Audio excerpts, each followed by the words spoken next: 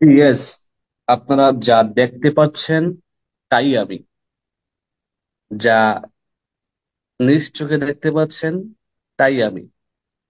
এবং আমি ব্যক্তিটা একজন সেলসম্যান ছিলাম, অল্প টাকা বেতনের চাকরি করতাম বাহরাইনে। সেই সেলসম্যান থেকে আজকে কিন্তু আমি ডিএক্সএন ইন্টারন্যাশনাল বিজনেসম্যান।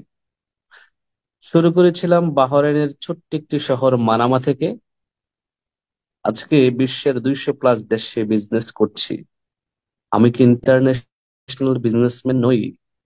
আপনারা কি মনে করেন না যে আমি ইন্টারন্যাশনাল বিজনেসম্যান হতে পেরেছি? একটি দেশ থেকে শুরু করে বিশ্বের 200 দেশে বিজনেস করা, আপনার কাছে কি এটা অনেক ইজি মনে হয়? চারটিখানি কথা? আসলে কিন্তু নয়। তবে এই সুযোগটি সবার জন্য ডিএক্সএনে আছে। আমি যেমন একজন প্রবাসী হয়েছিলাম, পরিবার পরিজনকে ছেড়ে প্রবাসে গিয়েছিলাম নিজের পরিবারকে ভালো রাখার জন্য, নিজে ভালো থাকার জন্য। আপনারও হয়তোবা অনেক রিলেটিভস, অনেক কাছের লোক, অনেক আহ আপনার লোক দেশের বাহিরে আছে, প্রবাসে আছে। এবং যারা ইতিমধ্যে প্রবাসে আছেন, সবাই কিন্তু এক এক প্রফেশনে জড়িত।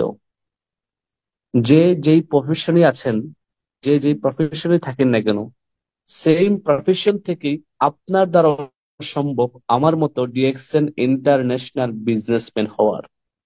আর এই সুযোগ দিয়েছে আপনার আমার ভালোবাসার কোম্পানির প্রাণের স্পন্দন, ডিএক্সএন ইন্টারন্যাশনাল কোম্পানির ফাউন্ডার ধাতু ডক্টর লিনসুজিন। যে ব্যক্তিটি এই কোম্পানিকে এস্টাবলিশ করেছেন, এই সিস্টেমকে তৈরি করেছেন আপনার আমার সফলতার জন্য। আমরা হলফ করে বলতে পারি এটি একটি সাকসেসের প্ল্যাটফর্ম, সফলতার প্ল্যাটফর্ম।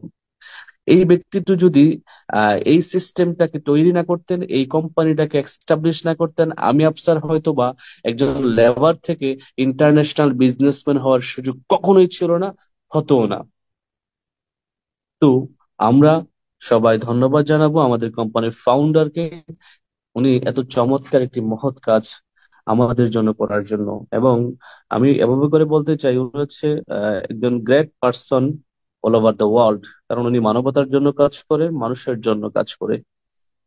ধন্যবাদ জানাচ্ছি আমার great leader, great upline networker Mainuddin Khokon ভাইকে, যার হাত ধরে আমি ডিএক্সএন এ এসেছি, ডিএক্সএন নামক প্রতিষ্ঠানের সন্ধান পেয়েছি, ডিএক্সএন নামক সোনার হরিণের সন্ধান পেয়েছি।